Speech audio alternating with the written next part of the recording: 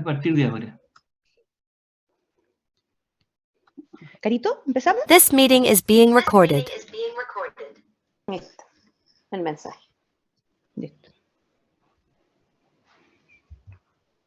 Bienvenido Jorge Mancilla, colega, Puerto Montt, Los lagos Sí. presentes. Bienvenido. ¿Cómo están? Buenas tardes a todos, a todas. Hola, vecino. ¿Cómo está, vecina? Muy buenas tardes de Magallanes. Bien, Hugo, Huguito de Antártica Magallanes. chilena. Bienvenido. ¿Cómo consulta puedo? Hola Hugo, ahí va aún acomodando parece para participar con nosotros. Hugo no se pierde nada. Cuando consulta. Yo voy a ir manejando un ratito y de ahí me conecto en la casa nuevamente. Perfecto.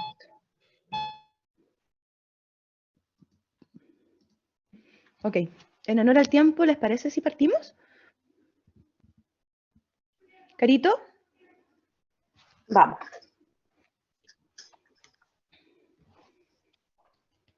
Vamos a iniciar. Muy buenas tardes, bienvenidas todas y todos y todes a esta sesión, conversatorio que las y los periodistas asociados a la ANFUT de la Defensoría Penal Pública de Chile hemos organizado y convocado y abierto esta invitación a todos quienes quieren ser parte del proceso de información y de conversación para el Chile que queremos a través de este texto de propuesta de la nueva Constitución, en la cual todos vamos a ser partícipe con nuestro voto el día 4 de septiembre de este año. Así que en esta jornada en la que están hoy día participando amigas, amigos, conocidos, colegas, en la que agradecemos desde ya su participación y su permanencia en este conversatorio, vamos a dar entonces por iniciado esta instancia que por supuesto esperamos que se replique en futuras oportunidades para seguir entonces abriendo los espacios de información que son tan necesarios hoy día en nuestro país. Vamos a darle un saludo de bienvenida al presidente de nuestra asociación, Peter Chap, y vamos junto con ello a saludar a todos los asociados. E invitamos a Peter a que nos entregue unas palabras, un saludo de bienvenida. Muchísimas gracias, Carolina. Muchas gracias a todas y a todos en esta conversación, una conversación para hablar del Chile que queremos. Por eso felicitar al capítulo de periodistas de ANFUT, de los trabajadores y trabajadoras de la Defensoría Penal Pública, para poder conversar del Chile. Si no algo nos ha faltado es conversar. Un presidente de Chile, allá en la década del 30, que dijo que gobernar es educar. Y esta constitución, o este nuevo libro, escrito, digamos, por nuestros representantes, tiene por objeto la gobernanza. Es una sociedad mucho más abierta, más democrática, más inclusiva, más con rostro y con olor a pueblo. Entonces nosotros como trabajadores de Estado no podemos estar ajenos a ello, porque además somos parte de la sociedad civil y somos ciudadanos. Por eso quiero agradecer especialmente a todos quienes participan de esta conversación y en particular a nuestros primos interpares, a Carolina Sepúlveda, a Damaris Abarca, a Guillermo Namor y a Matías Orellana, quienes han sido los escribanos a nombre de nosotros y de todos. Quiero solo comentar que nuestra asociación nacional desde el principio estuvo ahí en contacto para poder hacer llegar nuestras propuestas a los constituyentes. Nos reunimos con muchos de ellos, tanto virtualmente, producto de la pandemia, como presencialmente en el Congreso Nacional. Y recuerdo a mi exalumno Manuel Boldarsky, un día viernes, en la noche, me llama por teléfono, me dice: profe, usted que siempre nos habla de justicia abierta, de gobierno abierto, ¿por qué no vemos la posibilidad de incorporar este concepto, este principio en la nueva Constitución? Ya, Manuel, ¿qué hacemos? ¿Cuándo hay que enviar esto? Profe, eso tiene que estar listo el lunes. Y manda una sábana. Y en nuestra asociación abrazamos esta idea de hace ya mucho tiempo. Y fue así como hicimos llegar la propuesta con todos los elementos de un principio de justicia abierta a propósito de la Defensoría Penal Pública. Y luego de un largo proceso y de 4 votaciones consecutivas, fue aprobado este principio. Tanto por los constituyentes de gobierno como de oposición, de derechas, de izquierdas. E incluso fue defendido por todos ellos en la Comisión de Justicia. Y este principio está hoy día consagrado en el artículo 321 del borrador de la nueva Constitución, y dice lo siguiente: principio de justicia abierta. La función jurisdiccional se basa en los principios rectores de la justicia abierta, que se manifiesta en la transparencia, participación y colaboración, con el fin de garantizar el Estado de Derecho, promover la paz social y fortalecer la democracia. Nosotros estamos muy contentos de que se haya aprobado este artículo propuesto, del cual somos coautores como asociación, como también haber consolidado la idea de una defensoría constitucionalmente autónoma, como la revisión del modelo mixto de defensa y la posibilidad de que nuestros defensores puedan poder apelar ante cortes internacionales. Por eso que estamos contentos en esta fiesta de la democracia. Lo que faltó a Chile el último tiempo fue conversar más. Y es por eso que este espacio, organizado por justamente los y las periodistas de nuestra asociación, no hace más que instalar en el centro la palabra. Pero por sobre todas las cosas, y con esto quiero terminar, lo que importa acá es la verdad. Esta es una conversación sobre la verdad, porque en este tiempo de propuestas y antipropuestas, por así decirlo, está circulando mucha verdad a medias, y las verdades a medias son mentiras. Entonces, yo creo que este es un espacio de conversación verdadera, es un espacio democrático, y quiero agradecer a los contribuyentes que hoy nos acompañan, a Carolina Damaris y Guillermo Matías, por darse el espacio, el tiempo para conversar del Chile que queremos. Muchísimas gracias por la invitación. Muchas gracias, Peter, por tu saludo. Quiero solicitar, por favor, a las personas que verifiquen que su micrófono esté apagado. Tenemos algún ruido ambiente que está provocando algún inconveniente con la comunicación. Acto seguido, quiero contarle también que a continuación vamos a tener la exposición de los 4 constituyentes que tenemos hoy día con nosotros. Los vamos a presentar a continuación, no sin antes contarles que vamos a aceptar las preguntas al final de la jornada. La idea es que las vayan escribiendo en el chat, de manera que Claudia Riquelme, nuestra colega de Ñuble, va a estar recepcionando la lista. Yanis, ¿podrías por favor dejar tu micrófono en silencio si fueras tan amable?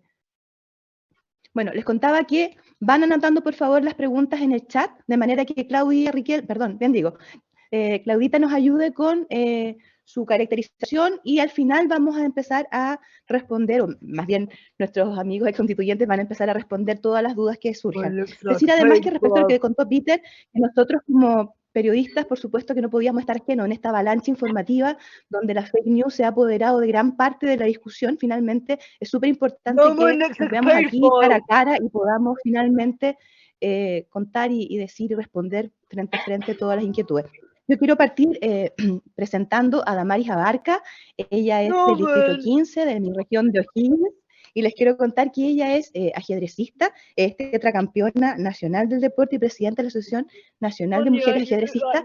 Además estudió Filosofía y Derecho en la Universidad de Chile, y la verdad que yo le quiero decir públicamente las gracias porque la Damaris ha estado en todas. Se reunió con nuestros defensores, nos acompañó a la cárcel, estuvo con las mujeres lactantes, inauguramos hace poco también un sector de mujeres que tenían un tema de música con ellos, así que ella, y también con quien quiero saludar a continuación, que es Matías Orellana, que también es de nuestra zona. Matías, él es abogado de la Universidad Mayor, ha trabajado constantemente en el gobierno regional, fue asesor jurídico de la Intendencia, y también, al igual que Damaris, han estado en todas con nosotros, así que conocen súper de cerca la institución y también el tema, sin duda, de los privados de libertad. Carito, tú me ayudas con presentar a los otros 2 compañeros. Así es, también nos acompaña hoy día y agradecemos su presencia y participación a Carolina Sepúlveda. Ella es exconvencional constituyente del Distrito 19, es ingeniera química, magíster en medio ambiente, riesgos laborales y responsabilidad social empresarial. Pero además ella es doctora en energías renovables, todo en la Universidad de Concepción.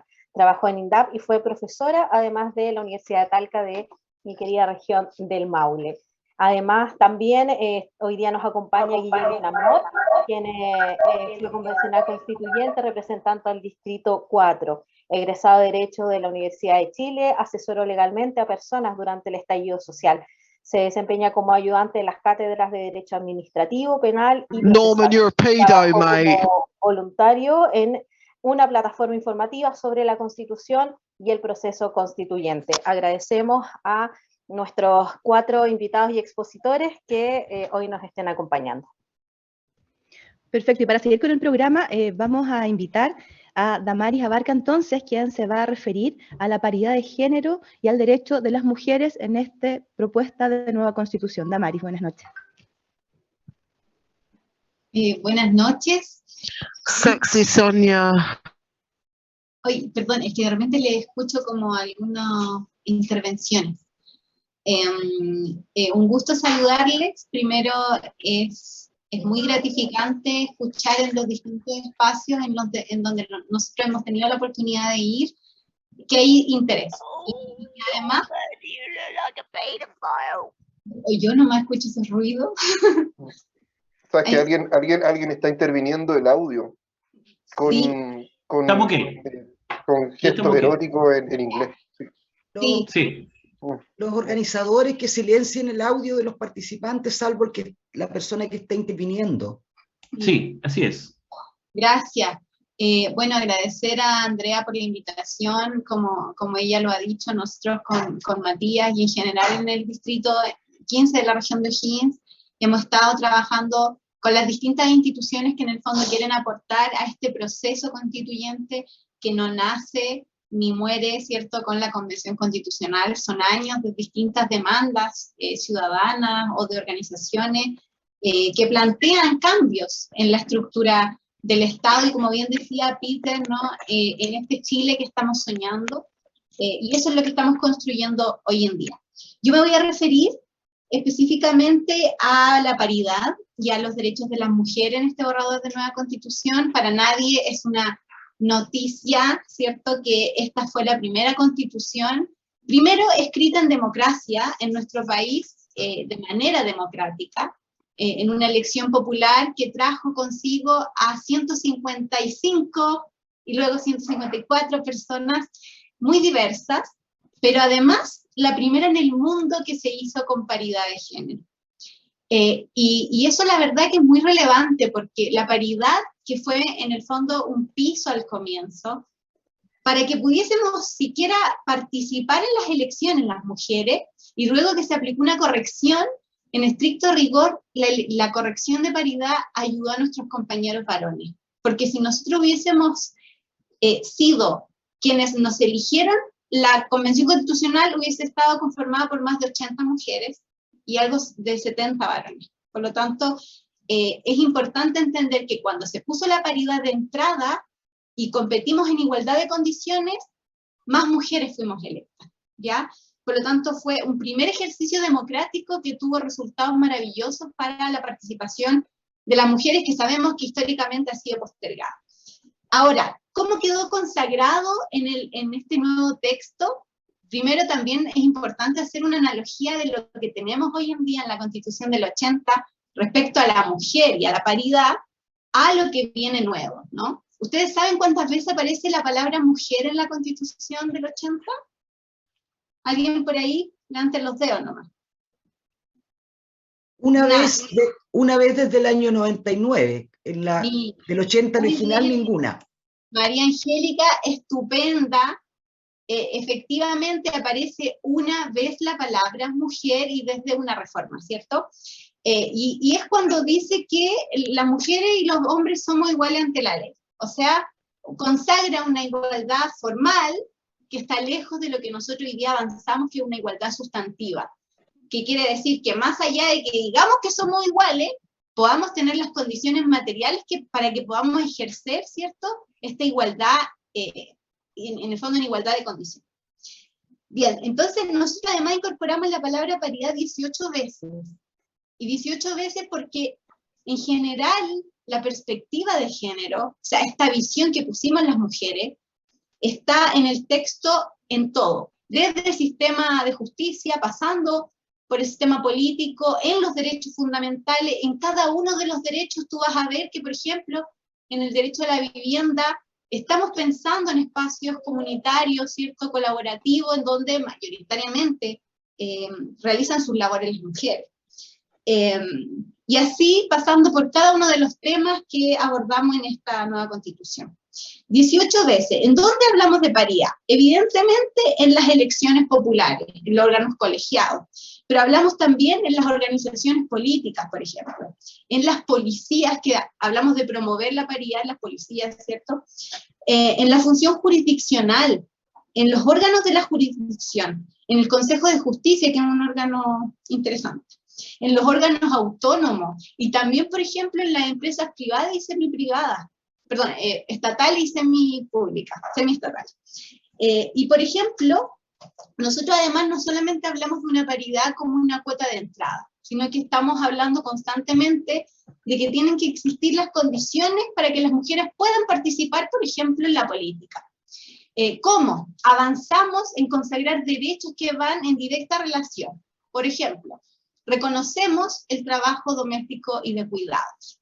Incorporamos el derecho al cuidado, pero no solamente lo nombramos, sino que con un sistema integral, un sistema nacional de cuidados. Y esto es súper relevante porque yo, bueno, he estado en tantos lugares estos últimos meses haciendo este trabajo informativo, ¿no? Y siempre lo decimos, ¿no? Se ha escuchado por muchos años que el sueldo de Chile es el cobre, ¿sí o no? El cobre es el sueldo de Chile. Según los estudios del Banco Central, el Producto Interno Bruto que aporta el cobre a nuestro país como el 6 punto y tanto. Ustedes saben, el Banco Central hizo un estudio de pensar el trabajo doméstico y de cuidados en Producto Interno Bruto ampliado. ¿Cuánto creen que es ese Producto Interno Bruto ampliado si el cobre aporta un 6 punto y tanto? Échense otro número, a ver. No, es que no los leo, pero a ver, escríbanlo.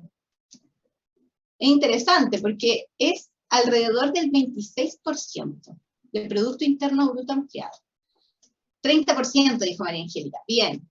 Sí, porque va creciendo en los últimos años, sobre todo por la pandemia. Pero alrededor de un 26% según el año 2020 que hizo el Banco Central. Por lo tanto, el trabajo, que bueno, yo digo históricamente realizan las mujeres, porque también hay muchos estudios que dicen que alrededor del 90 y tanto % del trabajo doméstico de cuidados lo realizan las mujeres. Hoy día lo estamos reconociendo, pero además estamos entregando un mandato constitucional de crear un sistema integral y nacional de cuidados que, por ejemplo, ponga énfasis en niños, niñas lactantes, en personas con discapacidad, en personas con enfermedades terminales, etcétera, ¿no? Y aquí me voy a detener porque Andrea ya comentaba, nosotros hemos tenido distintas instancias, incluso participamos, fuimos a la cárcel y estuvimos con mujeres lactantes. Nosotros incorporamos un inciso que habla de que las personas y mujeres lactantes tienen derechos. Y eso es súper relevante porque acá nos damos cuenta de que la protección, por ejemplo, de la maternidad, la protección de la infancia, la mirada que pusimos las mujeres en este borrador de nueva Constitución ha sido trascendental y no discrimina en el fondo, ¿ya? Y eso yo creo que es algo muy bello que trae el texto de nueva Constitución.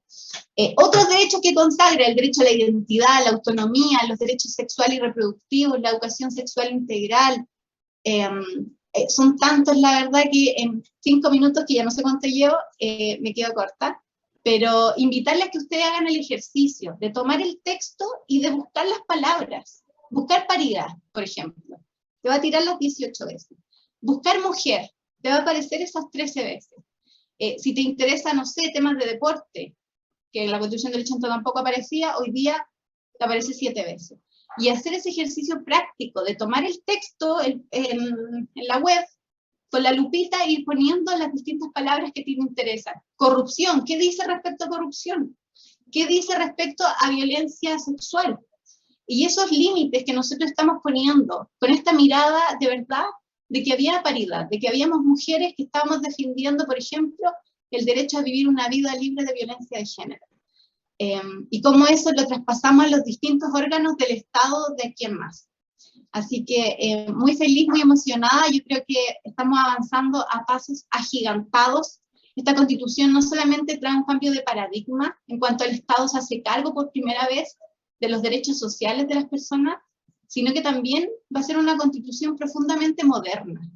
Avanzamos en derechos digitales, en la violencia digital, avanzamos, por ejemplo, en lo que yo les decía, vivienda, alimentación, temas de deporte, ciudad, territorio, etcétera. Así que, bueno, yo muy comprometida además con el apruebo, en el sentido de que fue un trabajo mancomunado. Hoy día tuvimos una conversación con Matías en una corporación de deporte, y yo les decía, la norma de deporte tuvo 130 votos a favor. Nos fuimos un pedacito de la convención. Las normas de violencia, de erradicar la violencia de género, tuvieron más de 150 votos a favor. Nos fuimos un grupito de la convención. Por lo tanto, muchas de las normas se escribieron con la gran mayoría de los que estábamos participando. Muchas gracias. Muchas gracias, Damaris. Contarte que aquí la asociación nos dio a cada uno de nosotros una copia del borrador armonizado, ¿cierto? De manera de que aquí ¡ay! Se me corta. Usa para decir, ¿no? Tú, su mano, el material necesario, ¿no? Para documentarse, para informarse, que finalmente es la gran invitación. ¿Perdón? Ahí va a ser más difícil buscar la ahora los lupita quiero dejar con Matías Orellana, ¿no? Sí, eso, ahí está con la lupita en el digital. Bueno, ahora vamos a dejar, siempre siguiendo con el tema de los derechos sociales, a Matías Orellana, constituyente también del Distrito 15, quien se va a referir principalmente a vivienda, salud, trabajo y educación. Matías. Bueno, primero saludar a todos, saludar especialmente a cada uno que es parte de esta asociación que hoy día nos invitaron a participar de este conversatorio. Saludar muy cariñosamente a Carolina, a Guillermo, a Damaris, con quien nos veíamos muy habitualmente en jornadas muy extensas, y hoy día es muy raro vernos solamente a través de vía telemática. Lo primero que quiero, bueno, confirmar, son 8 minutos, ¿no? La intervención inicial, ¿cierto? Ya, más o menos. Ya, partir diciendo que hablar de derechos sociales es ineludible poder hablar de lo que es el artículo primero de esta nueva Constitución, que cambia un poco el paradigma de cómo estamos acostumbrados a concebir la provisión de derechos sociales, que tiene que ver con cambiar de un Estado subsidiario a cambiar a un Estado democrático y social de derechos. Tiene que ver con la perspectiva misma de que hoy día la Constitución que tenemos vigente, el Estado subsidiario, prácticamente el Estado observaba la actividad de los privados en cuanto a la provisión de derechos sociales. Acostumbramos la mercantilización de derechos como eran la educación y la salud, y teníamos incluso el Estado subvencionando los negocios como eran, por ejemplo, colegios particulares subvencionados, no fiscalizando, porque ya los vamos a detallar un poco, incluso en el sistema de salud. Bueno, hoy día esa mirada cambia. El Estado, nosotros creemos que tiene que hacerse parte de esta provisión con acciones concretas, no solo con frases que suenen bonitas en el texto constitucional, sino que a través de una serie de medidas que sean exigibles, se puedan cumplir, y a través de acciones de tutela, por ejemplo, de cumplimiento, y que cada una de las personas pueda hacerlo real, el ejercicio del derecho fundamental que hemos dejado consagrado. Uno muy importante que por primera vez está graficado en esta Constitución es el derecho a la vivienda. El derecho a la vivienda, yo quiero mencionar que hoy día es parte de una política pública que se encuentra en la ley, el Estado la lleva a la práctica a través del Ministerio de Vivienda y a través de distintas instituciones como son el Servicio General de Urban, Servio, en este caso en cada una de las regiones, y vemos cómo las distintas postulaciones pasan por esta institución. Pero en esta perspectiva nosotros hemos incluido el concepto de una vivienda digna, no solo como una frase romántica, por decirlo de alguna manera. Esta norma de vivienda, por ejemplo, habla de la producción y reproducción de la vida. Cuando nosotros lo discutimos en la Comisión de Derechos Fundamentales, cuando nos referíamos a la producción y reproducción, tenía que ver con que, por ejemplo, se considerara la cantidad integrante de los grupos familiares para la asignación de metraje de la vivienda social, pero no solo eso, ¿no? Porque un grupo familiar más acotado, por decirlo, compuesto, por ejemplo, por 3 personas, no va a tener una vivienda más grande, pero que los diseños contemplen la posibilidad de ampliación. No solo eso, que además las viviendas sociales, por ejemplo, contenga espacios comunitarios. Estamos acostumbrados cuando van a un condominio, que ustedes pueden ver que existen lavanderías, existen gimnasios, existen zonas verdes. Hoy día también los diseños de vivienda social lo deben contemplar, no solo por que sea más digna la vida, sino que también porque consideramos que muchas personas sufren violencia en sus hogares, y también estos espacios comunitarios contribuyen, por ejemplo, a la denuncia, y de igual manera aquellas que realizan labores de cuidado, que generalmente en caso de violencia y de cuidado principalmente son mujeres, también esto contribuye a la salud mental de estas personas, que es un aspecto muy complejo y que los estudios nos dicen que abarcan o abordan negativamente a la mayoría de las personas que lo ejercen. Por lo tanto, las viviendas sociales también van a contemplar estos espacios comunitarios. Yo le quiero dar un ejemplo concreto del diagnóstico que tenemos con esta constitución que está vigente, que tiene que ver con la articulación propia de la comunidad que se grafica a través de los comités de vivienda. Y los comités de vivienda muchas veces, por ejemplo, en la región a la que yo pertenezco, región de O'Higgins, se agrupan, compran un terreno, este terreno se encuentra situado en zona rural y se encuentran con el impedimento que, como está dentro del plano regulador dentro de la zona rural, no pueden subdividir en menos de 5.000 metros. Tienen que elevar solicitudes al Ministerio de Vivienda, al Ministerio de Agricultura, y vemos como 5, 10, 15 años, 20 años que encuentran trabajo por esta situación. Bueno, hoy día una de las grandes ventajas, yo creo, de esta norma de vivienda, además de lo que ya hemos señalado, tiene que ver con que el Estado crea un sistema integrado de suelo. ¿Y qué comprende esto? Esto fue una figura extraída de la Constitución Española del año 78, que trae como beneficio que el Estado debe manejar un estudio de los suelos disponibles para la elaboración de políticas públicas, por ejemplo, de construcción de hospitales, de autopistas, pero no solo eso, identificación de suelos privados que sean susceptibles de comprar por los comités de vivienda para llevar a cabo, por ejemplo, su proyecto de vivienda y que puedan ganar el subsidio. Así hay un acompañamiento del Estado en ese proceso en los comités. Yo también pongo un ejemplo claro de lo que pasa en nuestra región. Se construyó un hospital regional que fuera el más grande de Sudamérica, que en un momento fue un elefante blanco. Los sectores con mayor precariedad económica tienen que tomar 3 locomociones, por ejemplo, para llegar. Eso aleja el ejercicio del derecho respecto a la persona, y por tanto, hoy día con este sistema integrado de suelo debiera cumplir, por ejemplo, requisitos de accesibilidad para que sea más eficiente el ejercicio del derecho social. Respecto de esto mismo, como es muy acotado los minutos que tenemos, me voy a referir muy breve a educación y salud y algunas preguntas quizá a los otros temas. En educación, el paradigma que teníamos que resolver en esta nueva constitución graficaba en que un buen alumno de un colegio, por ejemplo, público en enseñanza básica, que se transformaba en un buen alumno de enseñanza media, tenía que ingresar, dar una prueba de selección universitaria. Si le iba muy bien, el premio a su excelente trayectoria académica terminaba siendo pagando un arancel en una universidad pública muchas veces que era superior a los 500, 600 mil pesos. Esto obligaba a que una persona no pudiera hacer aquello que soñaba, sino que aquello que su capacidad económica le terminaba permitiendo. De igual manera, el diagnóstico era que el financiamiento de los establecimientos públicos se basaba en la asistencia de los alumnos a los colegios, lo que no creaba una certeza, por ejemplo, de presupuesto para poder llevar a cabo una educación de calidad. Estas son cosas que efectivamente han sido modificadas en la norma de educación. La norma de educación es la norma, prácticamente el derecho fundamental que está abarcado en mayor cantidad de artículos. Y hoy día se garantiza como acción concreta que, por ejemplo, las carreras primarias en una universidad estatal sea gratuita, una acción concreta. Por lo tanto, cambiamos este paradigma y hoy día le permitimos a los jóvenes que eventualmente puedan ser aquellos que siempre soñaron, no que dependan de esta capacidad económica que hacíamos mención. De igual manera, se cambia la forma de financiamiento de los establecimientos públicos, cambiando una forma a un financiamiento basal que sea permanente, que entregue mayor certeza jurídica, para que no exista una diferencia también respecto de la educación que se ejerce en Coinco, por ejemplo, respecto a aquella que se ejerce en Vitacura. Estamos fortaleciendo la educación pública, estableciendo principios bases para que el ejercicio proceda de una forma. Me estoy refiriendo de manera muy acotada al derecho por el tiempo que tenemos. Y respecto a salud, quiero dejar iniciado para luego hablar de trabajo en otra intervención. En salud, el paradigma real también que teníamos, por ejemplo, si yo me quería sacar una colonoscopía, yo pagaba un bono, me lo estaba sacando el día de mañana, y una persona que tenía un cáncer de colon con precaria condición económica tenía que ir a un hospital y quedaba por una lista de espera para 3 o 4 meses más.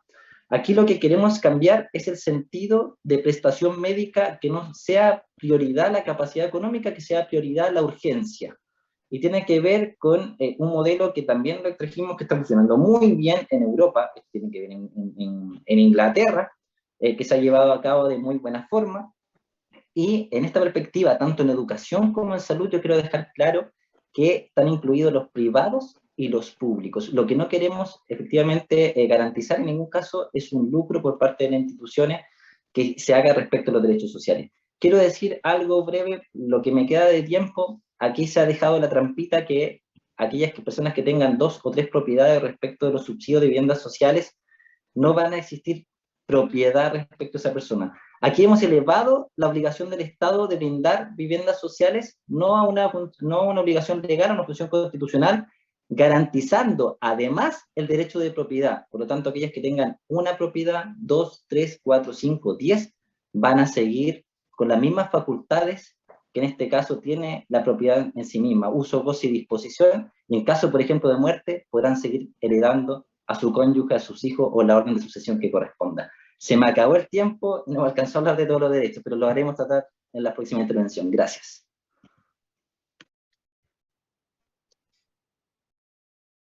Agradecemos por su intervención a Matías Orellana, que nos estuvo hablando sobre derechos sociales, y es momento de extender la invitación para que también tenga sus 8 minutos aproximadamente de presentación a la exconvencional Carolina Sepúlveda, quien va a abordar dentro de las temáticas de interés relacionadas con el medio ambiente. Carolina, el espacio es tuyo. Primero, buenas noches, saludar también a todos los presentes y en especial a Guillermo, Damaris y Matías, que es como raro no verlos siempre, la verdad, uno se acostumbró un año a estar siempre con ellos. Y bueno, yo estuve en la Comisión 5, voy a hablar un poco de qué se logró en medio ambiente a través de esta comisión y lo que tiene en la propuesta constitucional en el capítulo 3, que se llama de naturaleza y medio ambiente. Este capítulo tiene 23 artículos, los cuales van del 127 al 150, uno puede encontrar los temas del medio ambiente. Entre los temas tratados están los derechos de naturaleza, que es el artículo 127, entre los más relevantes o más interesantes, los derechos de los animales, en el 131, bienes comunes naturales, el estatuto del agua, el estatuto de los minerales, defensoría de la naturaleza. Son parte, ¿no es cierto?, de las conversaciones que se dieron dentro de la comisión. En el entendido que la normativa actual de la Constitución vigente del 80 en la parte ambiental solamente tiene, en el artículo 19, en el numeral 8, dice el derecho a vivir en un ambiente libre de contaminación y es deber del Estado hablar para que este derecho no sea afectado y tutelar la preservación de la naturaleza. Y la ley podrá establecer restricciones específicas al ejercicio de determinados derechos o libertades para proteger el medio ambiente. Aquí, al decir un medio ambiente libre de contaminación, estamos basados en los parámetros ambientales que tiene, ¿no es cierto?, la legislación chilena. Y los parámetros ambientales que tenemos como legislación chilena son antiguos, en el sentido de que no están a la par de políticas ambientales de países más desarrollados como Europa u otros, por lo tanto tenemos contaminación dentro de Chile. Otro punto importante que, entonces, y vivir, estamos estableciendo del lugar, entonces las políticas que se decía, o la ley, si tú no vivías en el lugar que era contaminado, no podías como ir a poner una demanda con respecto a otro lugar. Era bastante limitante, y otro problema que tenemos acá es que esta ley, la Constitución quedó en el 80, pero la primera ley ambiental fue en el 94, pasaron 14 años para, ¿no es cierto?, establecer la primera ley ambiental en Chile.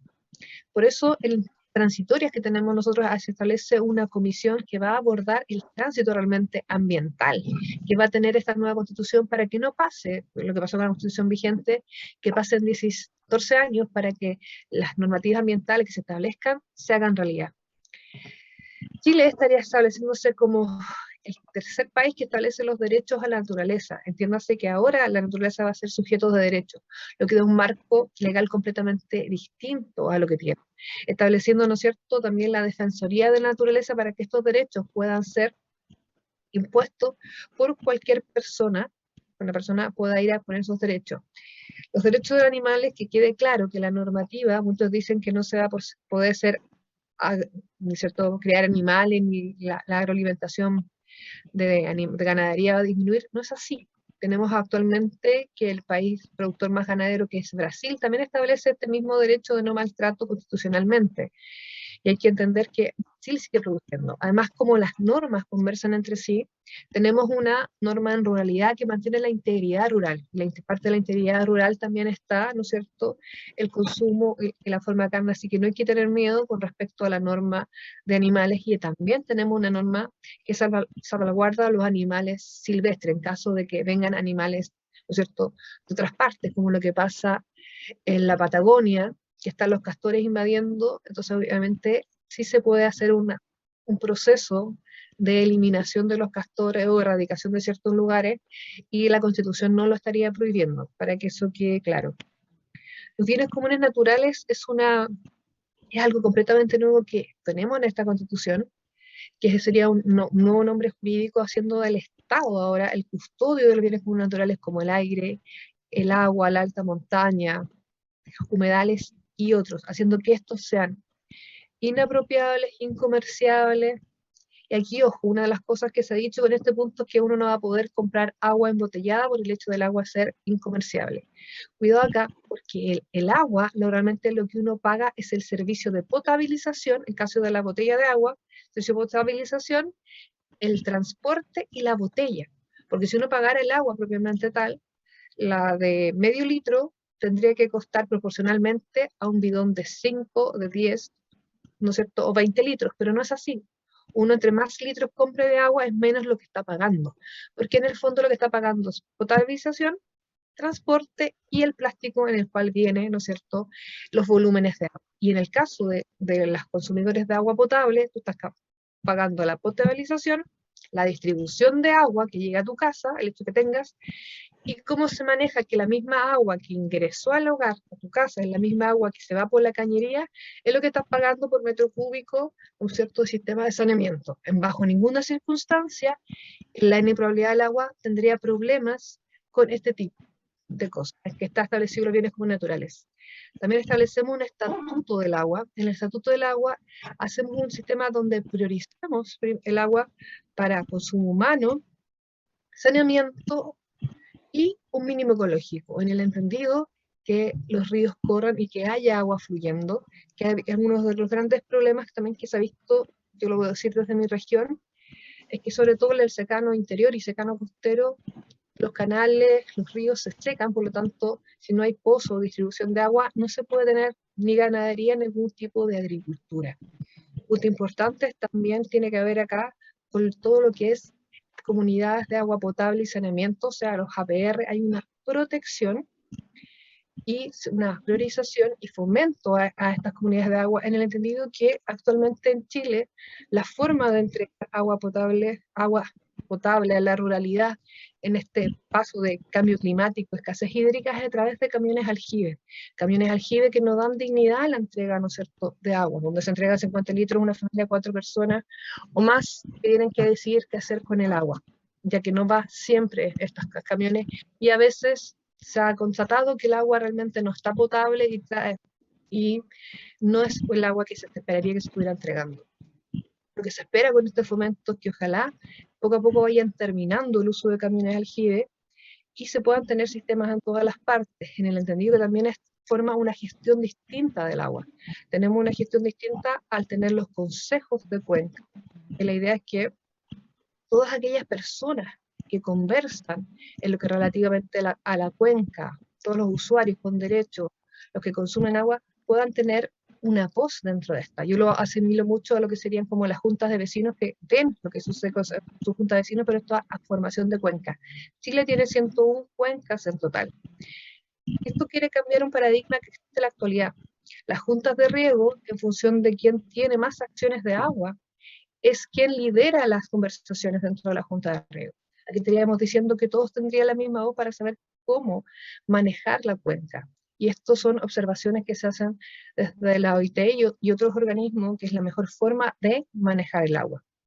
Lo que se espera, y a través para también dar tranquilidad a las personas, sobre todo en regiones agrícolas, estableció la norma transitoria que los derechos de agua pasan a ser autorizaciones de agua automáticamente. O sea, las personas, nadie le va a expropiar el agua, digamos, aprobando la Constitución y se la va a poder seguir utilizando el agua tal cual fue ahora, simplemente que no va a ser heredable, sino que el Estado va a tener que autorizar después cómo va a ser esa agua, en el sentido que aquellas personas que realmente están haciendo agricultura, que están utilizando el agua, el Estado lo tenga vigente, porque hay que catastrar. Siempre he dicho que necesitamos saber qué sucede con el bien. O sea, como ingeniera ambiental, si no tenemos claridad, ¿no es cierto?, de qué sucede con el agua, cuántas aguas tenemos, no la podemos gestionar ni administrar. Entonces, lo primero es que hacer un catastro, que también está establecido en la modificación del Código de Agua, saber si el agua es superficial, subterránea,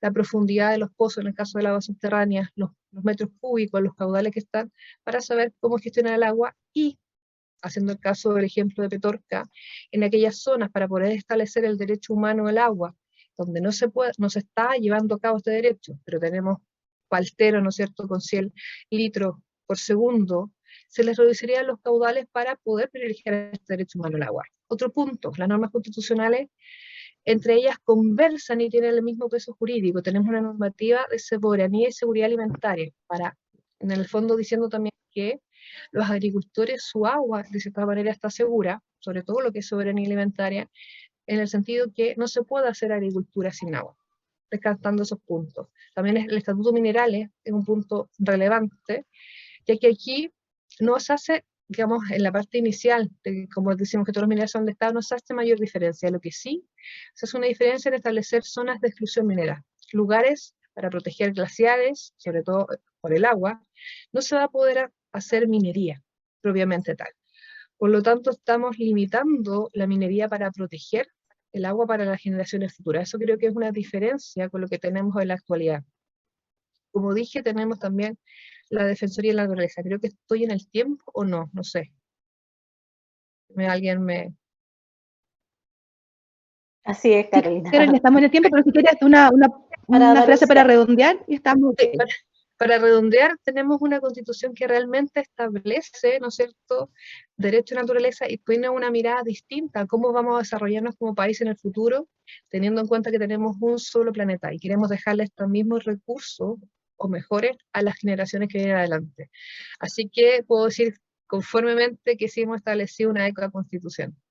Así que gracias.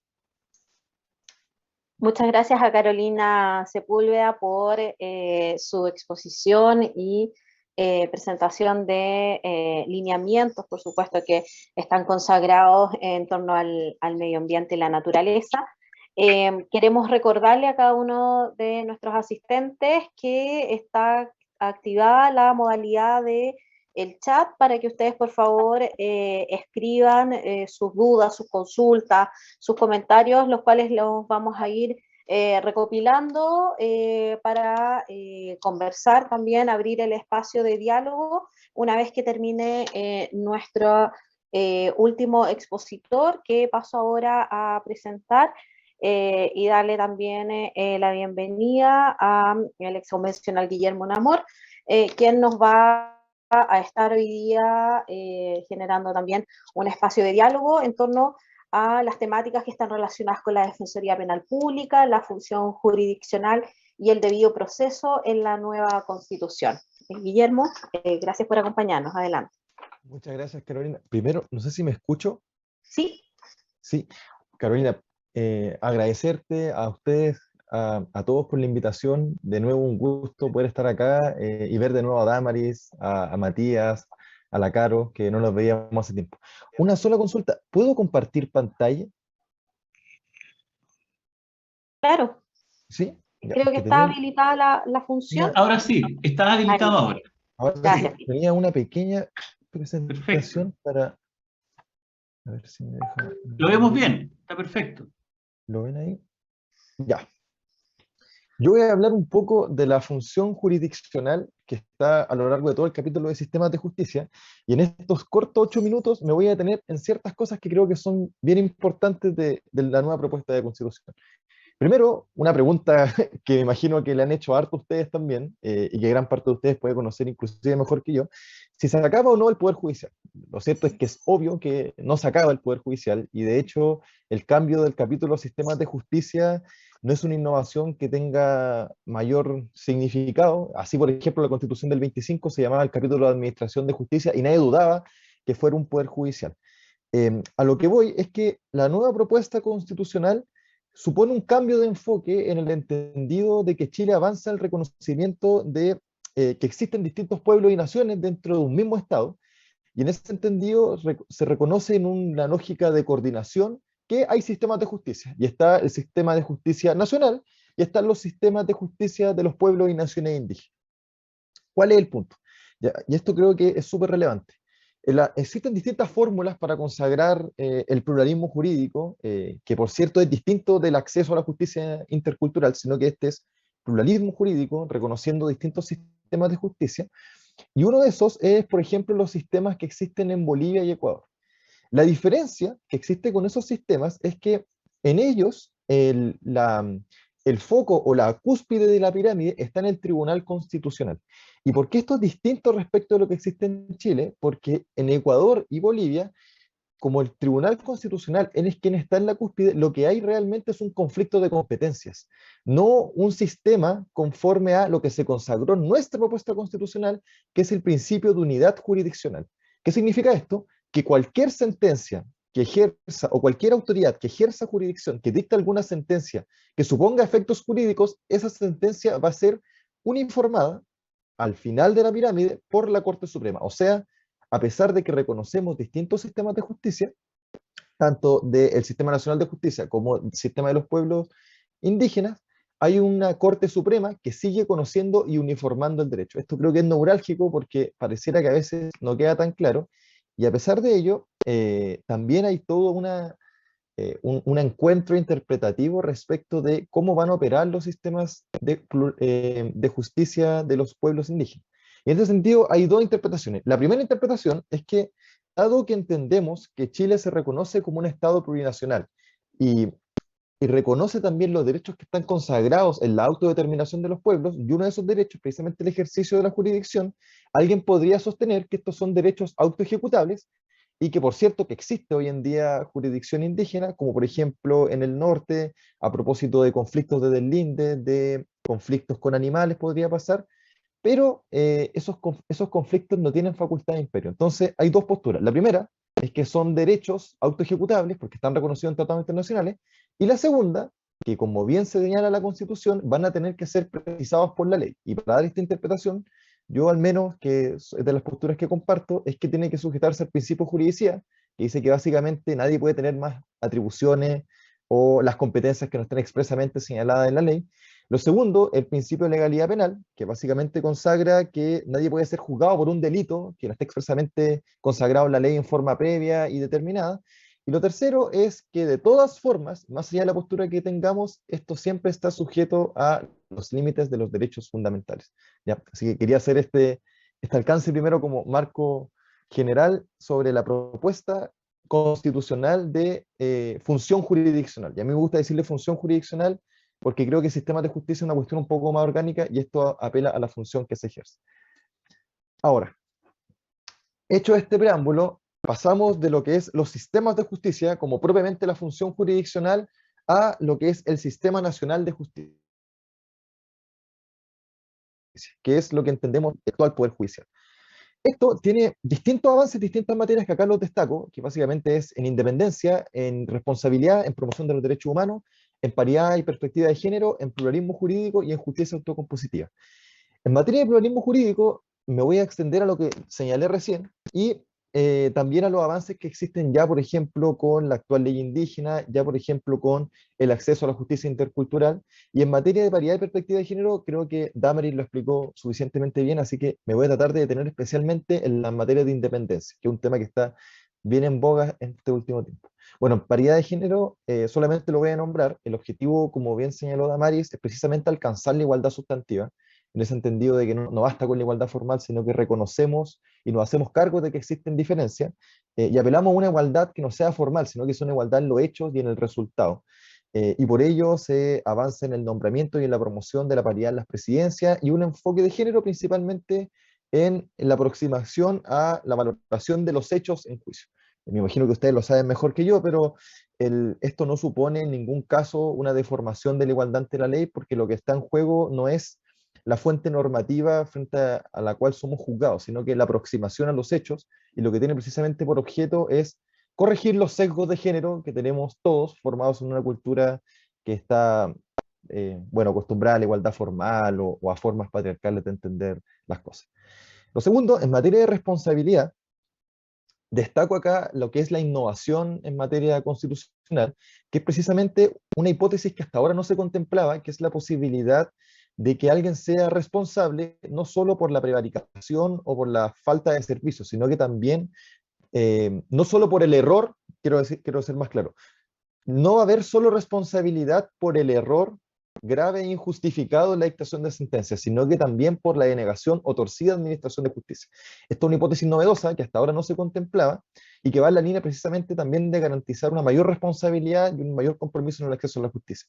Y en la misma línea se mantiene la garantía de inexcusabilidad de los jueces, que tienen que fallar independiente de que no haya ley, y se agregan dos cuestiones que creo que son bien fundamentales.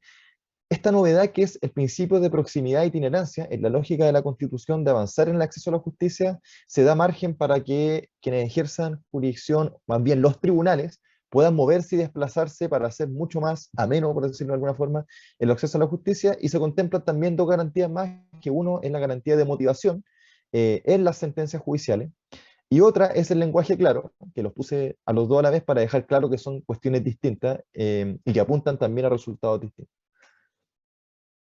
Por otro lado, se garantiza la promoción de los derechos humanos con un enfoque interseccional y el Estado, y esta es una también de las novedades de la propuesta de nueva Constitución, se señala expresamente en la nueva Constitución que las sentencias dictadas contra el Estado de Chile por tribunales internacionales, como la Corte Interamericana de Derechos Humanos, deberán ser cumplidas por tribunales de justicia conforme al procedimiento establecido por la ley, que es un procedimiento que se tiene que establecer, aun cuando contravengan sentencias firmes pronunciadas por esto.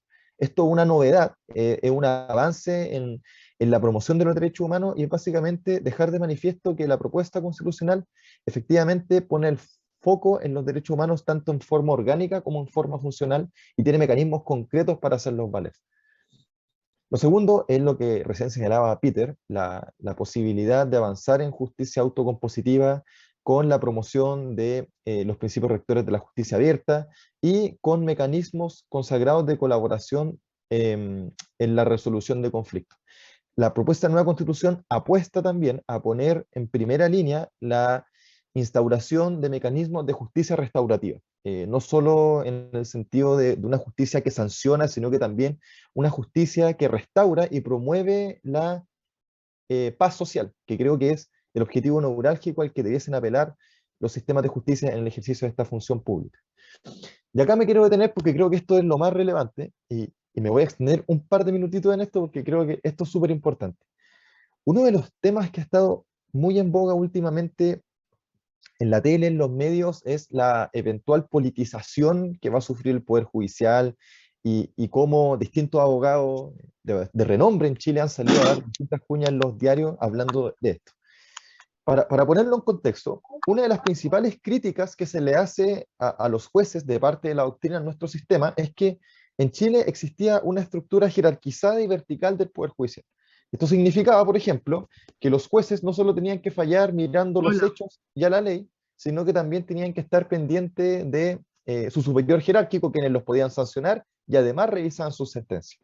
La Constitución apuesta a un cambio y señala expresamente, primero, la horizontalidad entre los jueces, destacando expresamente que los jueces son independientes entre sí y que lo que existe entre ellos es una distribución funcional de las labores que cumplen, y por ello hay una estructura horizontal en el Poder Judicial, y además se recalcan tres atributos que hoy en día existían, por ejemplo, la inamovilidad de los jueces, la exclusividad en su función, pero se destacan dos cuestiones que creo que es importante destacar. La primera es que se consagra expresamente la garantía del fuero judicial, cuestión que hasta ahora no estaba contemplada en nuestro orden jurisdiccional y que ahora se recalca precisamente para garantizar la independencia externa de los jueces, de otros poderes del Estado, y además se crea el Consejo de Justicia, precisamente para avanzar en lo que se ha entendido como la independencia interna. Entonces tenemos tanto medida en independencia externa con el fuero judicial, por ejemplo, y en independencia interna con la creación del nuevo Consejo de Justicia. El Consejo de Justicia, a diferencia de lo que ocurre ahora, va a ejercer la potestad disciplinaria sobre los jueces, va a tener la capacidad de nombrarlos, de evaluarlos, de promoverlos, de formarlos y de administrar y detener la gestión administrativa del Poder Judicial. Me quiero detener en una cuestión que, imagino, recuerdan que generó harta bulla, que es el tema de la revisión integral de los tribunales. El Consejo de Justicia no va a cumplir labores jurisdiccionales y la revisión integral es algo que se hace actualmente por las Cortes de Apelaciones, quienes van a los tribunales de instancia, por ejemplo, a revisar que todo esté en orden. No es una cuestión jurisdiccional y así lo señala expresamente la Constitución en el artículo completo, como para dar tranquilidad de eso. Y por último, me voy a referir a la integración del Consejo de Justicia. No sé si estoy muy pasado. Albano. Si alguien me puede hacer un gesto, si estoy muy pasado para ir cerrando, pero...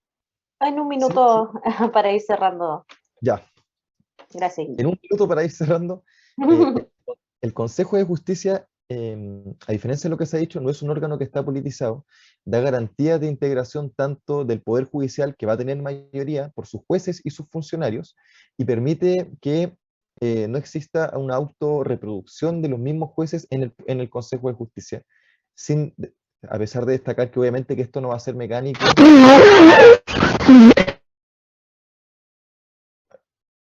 No sé qué sonó. Y que esto garantiza efectivamente la independencia interna del Poder Judicial, que no van a depender de los ascensos que va a tener ni la Corte Suprema ni el Presidente de la República.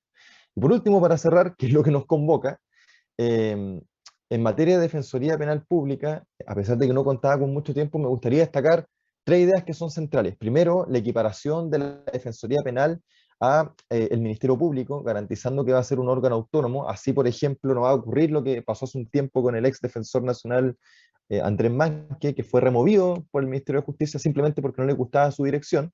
Se consagra también expresamente la competencia que va a tener la Defensoría Penal Pública para concurrir a organismos internacionales, y además se señala, que esto no está expresamente acá, pero se lo menciono, que en el plazo de 5 años, así están las normas transitorias, la Defensoría Penal Pública va a ser, ojalá, expresamente realizada por defensores y defensoras penales públicos.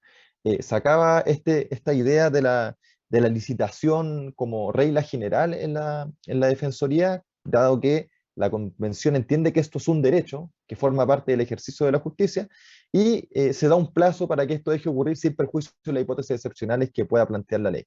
Y además se consagra la forma de nombramiento de los jueces. Y por último, ahora sí que cierro, 2 cosas. Primero, la Constitución tiene un modelo de explicitación de garantías mínimas, y así lo señala el capítulo de derechos fundamentales.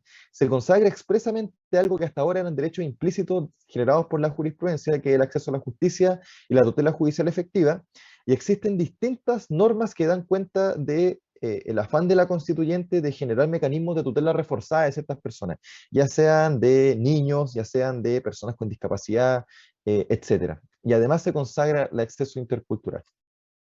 Acá está el ejemplo de lo que pasa. No quise pegar el artículo completo porque es bastante largo, pero dentro de la garantía está, por ejemplo, que los procedimientos judiciales tienen que ser necesariamente establecidos por ley, por lo que sea fin, por ejemplo, lo autoacordado. Y además, por último, se crean los tribunales de ejecución de la pena, se consagran los fines de la pena y se señalan garantías explícitas de las personas privadas con libertad.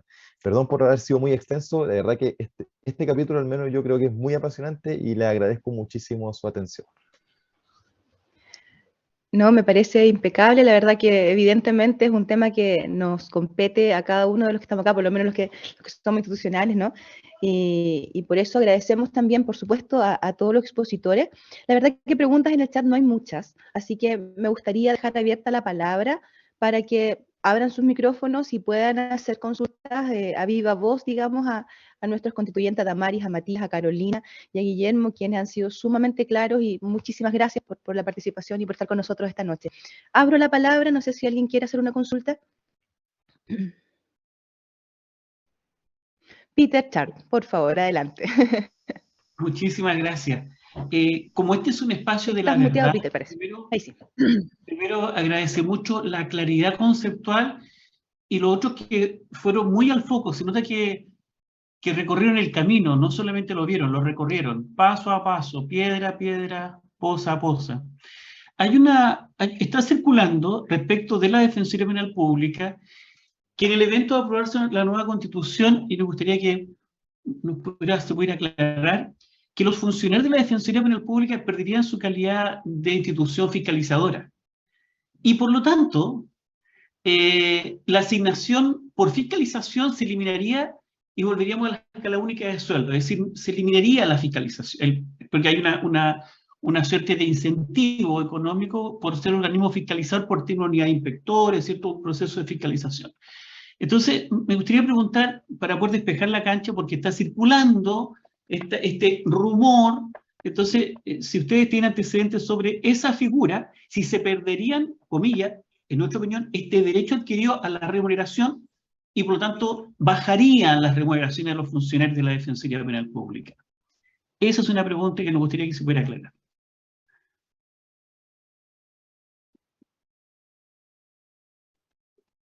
Guillermo, sí, parece que nos va a responder. Gracias, Peter, por la consulta. Yo creo que esta es de las cosas que más nos consultan a propósito de los distintos organismos que cambian en naturaleza jurídica, pasando de ser servicio a ser órgano autónomo, etc.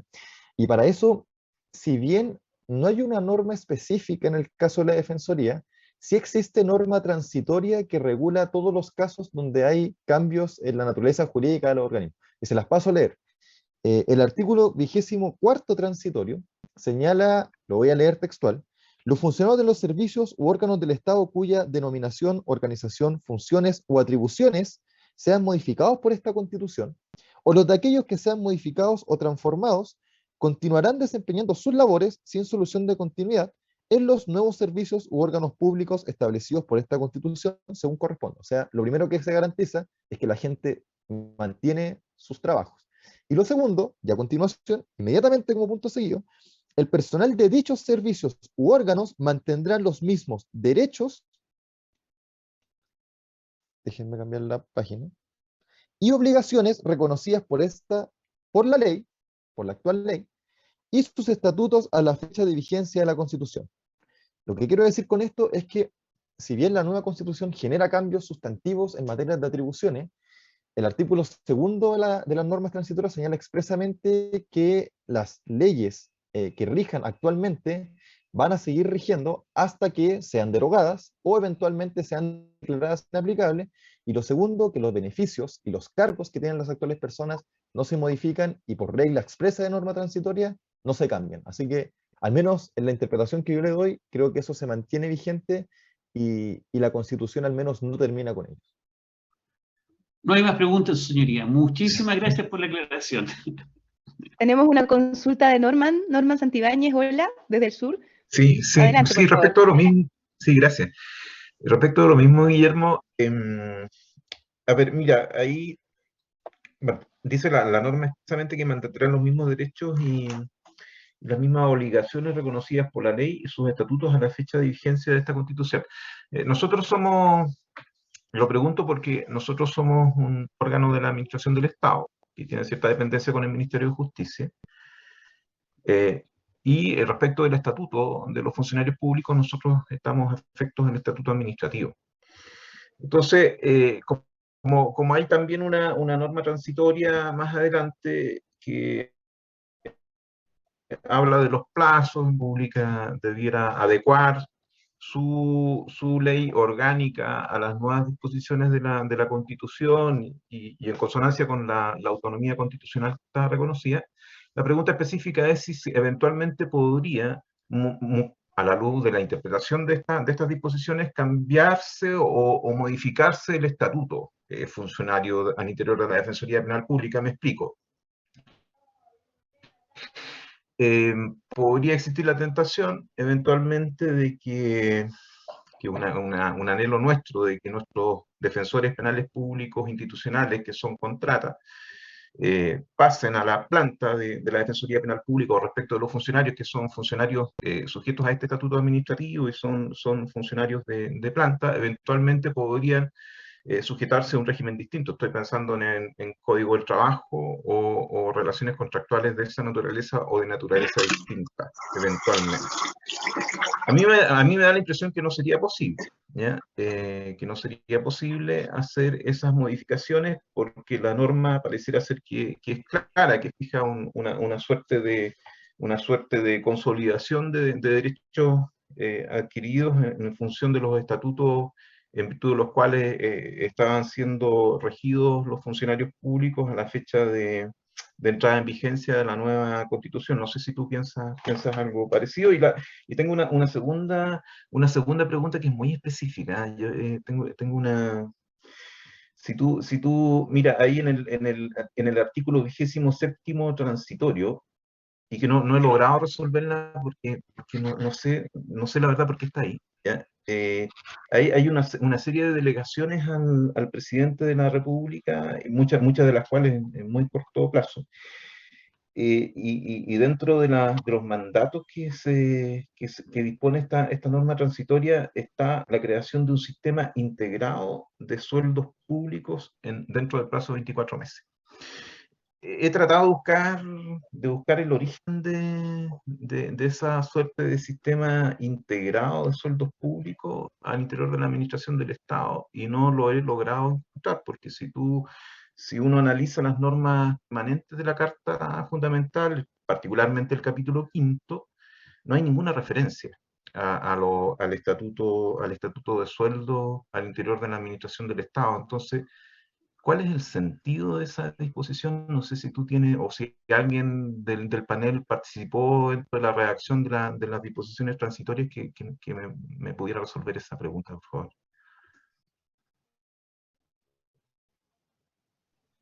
Eso, son dos. ¿Puedo responder rápido antes de que se me vaya la idea? Dale, Guillermo, dale. Gracias, Andrea. No, muchas gracias, Norman, por las consultas. Voy a partir de atrás para adelante porque lo tengo un poco más fresco. La idea de la comisión que va a fijar los sueldos de la administración, te voy a contar un poco la historia de lo que pasó, fue una norma que surge a propósito de la discusión que tuvimos dentro de la convención sobre el tope de los sueldos que tenían los parlamentarios. Y fue una discusión larga que supuso en su momento uniformar los sueldos de la administración. Tuvimos todo un debate con qué pasaba con los ministros, qué pasaba con autoridades como los superintendentes, qué iba a pasar con la jerarquía, cómo se iban a uniformar los sueldos, etcétera, etcétera. Y muchos sostuvimos que iba a ser un problema, precisamente por los grados, por el escalafón, etcétera. Entonces, para evitarnos ese problema y no generar mayor incertidumbre vía norma constitucional, declarando inconstitucional muchos escalafones que existen a lo largo de la administración del Estado, se optó por simplemente declarar constitucionalmente la constitución de una comisión encargada de generar las remuneraciones con criterios técnicos, de acuerdo a la responsabilidad, tanto de los representantes democráticos como de la administración del Estado. Y esto, para darle un poco de contexto, no tiene nada que ver con los sueldos que tienen los defensores, con los sueldos que tienen parte de la administración, sino que surge como una forma de dar respuesta a algo que ocurre mucho, que es que hay muchos funcionarios de exclusiva confianza del presidente, que sin ser ministros, que sin ser subsecretarios y teniendo solo el cargo de asesores, ganan más que personas que tienen responsabilidad política pública. Y eso es bien fregado, y pasa harto en Chile y durante mucho gobierno y nunca se ha hecho nada. Entonces se buscó regular eso con esta comisión, y yo entiendo que puede generar suspicacia, pero ese es el sentido de la norma. Y sobre lo segundo, a mí me encantaría tener la posibilidad de dar absoluta certeza sobre esto, pero en lo que al menos a nosotros nos compete, yo puedo dar certeza de la Constitución, y la Constitución mandata por norma transitoria que esto quedó así. O sea, el efecto y el cambio que se pueda generar, por decirlo en forma coloquial, no va a ser responsabilidad de la Constitución, porque la Constitución optó por mantener las cosas que hay actualmente. Si el legislador eventualmente quiere regularlo y quiere cambiar eso, por ejemplo, a propósito del plazo de 5 años contemplados para terminar con el personal contratado en forma licitada, y cuando se acabe ese plazo, el legislador o vía política pública se entiende que hay que cambiarlo, bueno, es algo que excede nuestras manos, y no te podría dar certeza de que eso va a ocurrir en uno u otro sentido. Lo que sí te puedo dar certeza es que al menos la constituyente y la norma constitucional mantiene lo que está actualmente y no genera cambios más allá de las atribuciones expresamente señaladas respecto de los órganos que cambian de naturaleza jurídica. Gracias, Guillermo y a Norman por sus consultas. Ahora vamos a dar el espacio a María Angélica Fuentes primero, y luego a Hilda Silva, quien estaban también pidiendo la palabra. María Angélica. Gracias, gracias. Primero, decirle a Damaris, agradecerle no solo la exposición, sino que particularmente a las mujeres constituyentes que lograron, yo sé que no fueron todas, porque ahí también hay algunas que estaban en contra de estas cosas, pero que lograron establecer en la Constitución, en la nueva Constitución, no solo una buena parte de nuestros sueños, sino que la mayor parte de nuestras luchas durante todos estos años, ¿ya? Y mis respuestas, que generaron alguna risa de algunas colegas, en el sentido de que me estaba tratando de sacar puros 7, tiene que ver con que efectivamente he estudiado el tema, este en particular en la nueva Constitución, porque creo sinceramente que es uno de los mayores avances que plantea el texto constitucional y el que me hace estar absolutamente por el apruebo a esta nueva Constitución. Así que gracias, Damari, por haberlo expuesto tan claramente y por todo el trabajo que hicieron tú y muchas constituyentes que estuvieron en este trabajo. Con respecto al tema que se plantea de este rumor que señalaba Peter, que se ha echado a correr en el sentido de que a lo mejor no nos conviene tanto como Defensoría ser un organismo autónomo porque van a perder esto, van a perder lo otro, y no sé qué. Yo creo que Guillermo ya lo ha explicado suficientemente, pero por lo demás creo que hay un principio que es que jamás podría nivelarse hacia abajo o podríamos perder derechos adquiridos. Entonces, creo que estos rumores y este temor que se echa a correr tiene que ver con otro fake news, otra más, que en realidad lo que pretende es tratar de dejar un poco la incertidumbre a las personas. Claramente no vamos a perder ninguno de los derechos que tenemos adquiridos, no es el sentido de la Constitución, y si el legislador pretendiera en el proceso de implementación de los mandatos que la Constitución le da, tratar de llegar a ese punto de quitarle derechos a los trabajadores y trabajadoras de la Defensoría Penal Pública, estarían encontrándose con una transgresión explícita a nuestros derechos adquiridos, y ya sabremos bien cómo defender a aquellos si es que alguien osara intentar hacer algo por el estilo. Y la pregunta tiene que ver con lo siguiente. Uno de los mayores temores que se ha echado a correr hacia la gente en general es el tema del pluralismo jurídico y esta existencia de un sistema jurídico para los pueblos originarios. Al punto que yo lo vi, y capaz que muchos de ustedes lo vieron, que un destacado político en una entrevista que le hizo Fernando Paulsen hace 2 semanas atrás o algo así, para justificar su rechazo, dijo que lo peor que le parecía de la Constitución era esto, que, por ejemplo, si él iba en su auto en alguna comuna populosa de Santiago y tenía la desgracia de chocar con un mapuche, lo dijo tal cual, de chocar en un accidente de tránsito con un mapuche, lo iban a llevar al Consejo de Lonco. Tal cual, ¿ya? Y que eso a él simplemente no le parecía una locura, ¿ya? A ustedes les causa risa, a mí me causó risa, y incluso lo tengo como broma con algunas personas que entienden, le digo, cuidado al manejar, no vaya a chocar con un mapuche, voy a ir al Consejo de Lonco. Entonces, poder explicar más, Guillermo o Matías o cualquiera de los integrantes del panel, que obviamente esa tontería, porque no se le puede decir otra cosa que dijo esta persona, es una tontería, pero poder explicar un poquito más claramente cuáles son los límites de este sistema, de tal forma de que no quede duda de que se trata de temas acotados que están referidos a conflictos entre integrantes de los pueblos originarios, que no tiene posibilidad de ser aplicado en el régimen penal, en fin, las cosas que son estrictamente los principios que inspiran este sistema y que despejan toda duda y despejan absolutamente que un ejemplo como el burdo ejemplo que se puso en esta entrevista no tiene cabida y es una tontera más de las muchas que han echado a correr para justificar el rechazar esta nueva constitución. ¿Quién se hace cargo ahí de la respuesta? Matías, Guillermo, Damaris. Sí. ¿Matías? ¿Puedo agregar algo previo a la respuesta? Dale. Sí. Mira, Sí, voy a claro. agregar algo previo que se quedó en el tintero, fue algo que mencionó Norman, a quien le agradezco también la pregunta. Tenía que ver con la primera intervención que hacía referencia a esta posibilidad de que algunos funcionarios se rigieran por Código del Trabajo, por estatuto administrativo.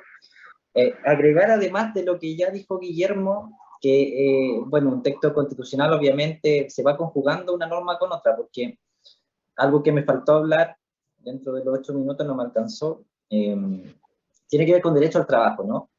Y en el debate mismo que llevamos en la Comisión de Derechos Fundamentales, una de las cosas que eventualmente también se llevó a cabo en el diagnóstico era el rol de empleador del Estado, que es un rol bastante deficiente, por decirlo de alguna manera.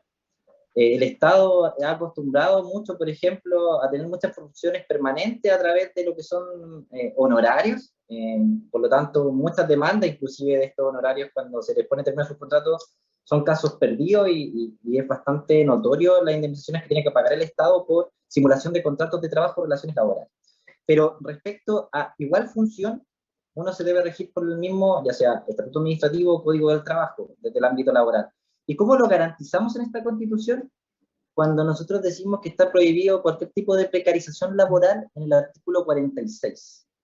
Fue parte del debate, es parte de la historia constitucional, por lo tanto, la manera de interpretar esta norma debiera ser en ese sentido. De tal manera que, cuando se presentó una indicación, yo recuerdo, respecto a la tercerización, por ejemplo, si bien no es materia expresa de este artículo que yo hago mención, estaba contemplado la discusión de la precarización, por lo tanto se consideró que dejando de esta manera lo que era una garantía dentro del contexto de derecho al trabajo, también abordaba que a igual función, igual estatuto aplicable, igual código del trabajo aplicable, aplicando la función pública o la función privada, o igual también beneficio por lo que tiene en este caso remuneración.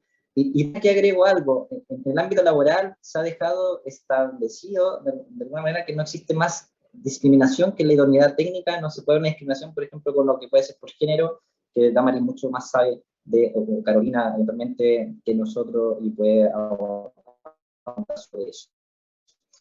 No quiero solamente hacer mención y bandejear a Guillermo, porque estoy seguro que va a hablar más él, y tirar una broma. Gracias por lo benevolente que son con nosotros dejarnos hablar, porque yo en Smoke ya nos habría cortado a cada uno de nosotros, nos habría dejado la mitad de Smoke, era nuestro secretario de la Convención Constitucional. Agregar sobre el pluralismo jurídico, que mucho, la verdad es que uno que ha estado en distintas partes del país junto a los muchachos, este es un tema recurrente, casi como un temor de lo que vamos a llevar a cabo y generando como la incertidumbre o el temor de que van a haber ciudadanos con clase A, clase B, con distintas justicias.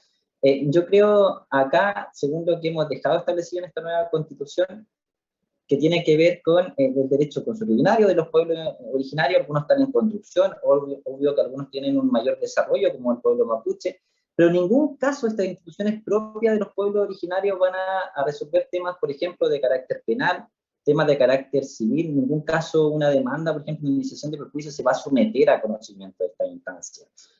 Por lo tanto, quien diga lo contrario es absolutamente mentir, y yo lo quiero decir esta perspectiva. Y por eso agradezco este espacio, porque nosotros cuando debatimos con distintos constituyentes que tienen una visión distinta respecto de esta norma que es un pacto social, muchas veces lo que se funda en su argumento son en noticias falsas, y la verdad es que creemos que ustedes, por el rol importantísimo que cumplen dentro de la sociedad, del sistema penal, se tienen que llevar un poco esta duda y también graficarla en los distintos espacios con sus colegas. Guillermo, solamente bandejarte lo del pluralismo jurídico para que puedas seguir con la idea. Muchas gracias, Matt. Miren, para ser bien concreto, estoy buscando el artículo. Aquí está, ya. Lo primero a tener presente son dos cuestiones bien centrales. La Constitución no crea el pluralismo jurídico. La Constitución reconoce que existen formas de resolución del conflicto en nuestro país que ya existen. Lo que hacemos es reconocerlo simplemente. Y el típico ejemplo que se da es que en general el pluralismo jurídico funciona como una justicia de mediación en donde la fuerza coercitiva de las resoluciones que toman las autoridades ancestrales vienen dadas única y exclusivamente por la pertenencia a un pueblo-nación. ¿A qué me refiero con esto? Que si dos personas aymaras en el norte de Chile tienen un problema de deslindes, bueno, ellas pueden concurrir a su autoridad y esa autoridad va a resolver el problema. Y la resolución que dé la autoridad va a tener la fuerza coercitiva que le den a esas dos personas que pertenecen a ese pueblo, ¿ya? Entonces, en ese sentido, en nuestra tradición jurídica, eso sería una justicia de mediación. Para ellos es una forma de resolver sus conflictos de relevancia jurídica. ¿Y por qué esto es relevante y dónde está el correlato en la Constitución?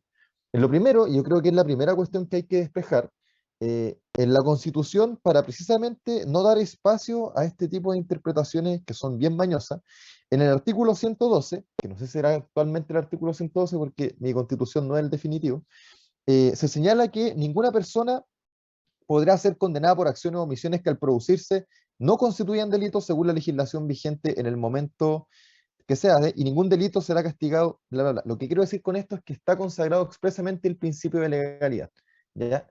Y los delitos, porque el jus puniendi del Estado no se disgrega, los van a resolver los tribunales, salvo que eventualmente una ley le dé atribuciones a tal o cual autoridad ancestral para poder resolverlo. Pero mientras eso no ocurra, se rigen por el principio de legalidad. Así que al menos en el tema de los delitos, eso no se puede hacer. Y también porque hay un interés comprometido de, no sé, la acción penal pública, etcétera, que ustedes saben mucho mejor que yo.